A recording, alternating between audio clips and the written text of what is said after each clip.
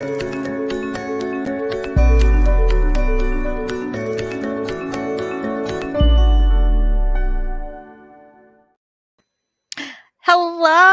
Hey, it's another CCO student webinar. We're at number 90.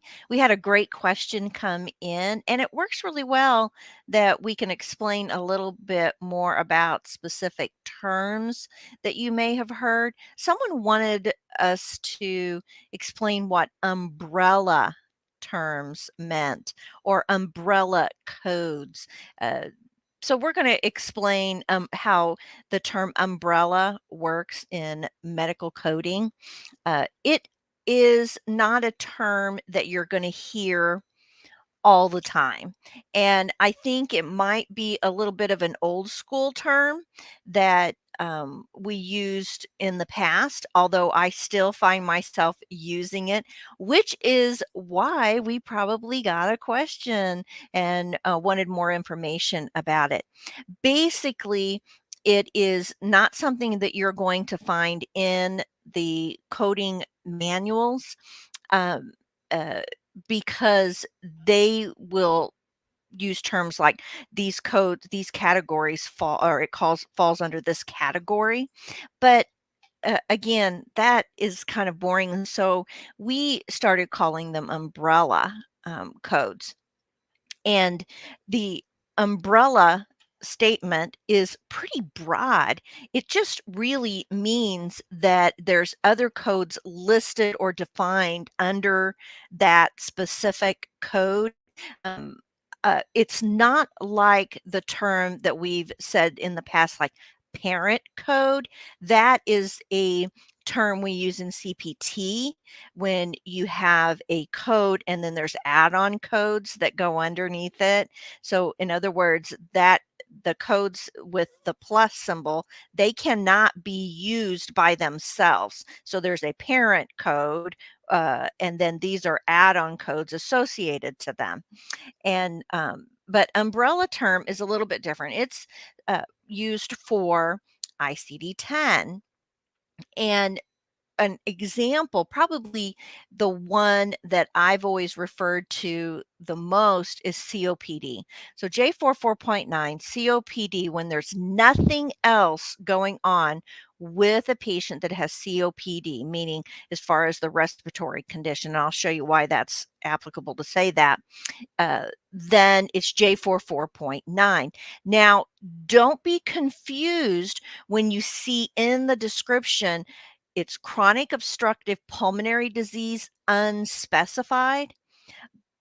Do not get confused with that unspecified. And again, nines in the codes, the ICD codes, especially after the decimal, usually refer to unspecified codes.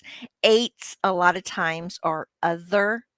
However, it's not 100% of the time, but for the most part. And if you weren't aware of that, that might help you as you get ready to test to kind of keep that in mind.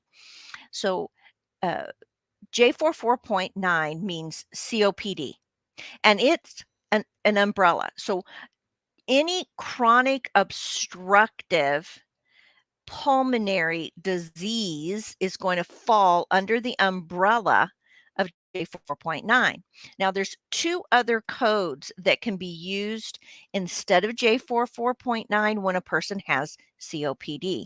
And those are used if a patient has a respiratory infection, or if the patient has, let's see, what is the other one? It's respiratory infection, and there's another one. I'll look it up here in just a second. For some reason, it just flew right out of my brain. You might be able to put it in the chat. Uh, okay, so there's three codes, but J44.9, even though it says unspecified, really is a wide umbrella where other diagnoses or verbiage that the provider may state still is COPD. You'll notice when you go look in the tabular for COPD at J44.9, not only does it say the chronic obstructive pulmonary disease unspecified, but it also states chronic obstructive airway disease as well as that chronic obstructive lung disease. The key is that this is pulmonary, and also the fact that it is obstructive. So it's chronic, it's obstructive, and it's a disease of the pulmonary system. Okay, moving on, let's go up the next level. So like I said, J44.9, you have a choice. You have J44.9.0 and point 1, I believe. I think a 0 is the uh, uh, respiratory infection along with it. Oh, it decompensated or like exacerbated. That's the point 1. That was the one I couldn't remember a minute ago. And look at what falls under J44. So all of these diagnoses fall under the umbrella of C J44 COPD. And as we look at those, asthma, bronchitis, emphysema with bronchitis, chronic obstructive asthma. But notice the trend here. All of them are chronic and all of them are obstructive. Now, they fall under the J44.9. That's the umbrella. Another one that has an umbrella aspect to it is hypertension. Now, in the past, when we were not in ICD 10, but we were in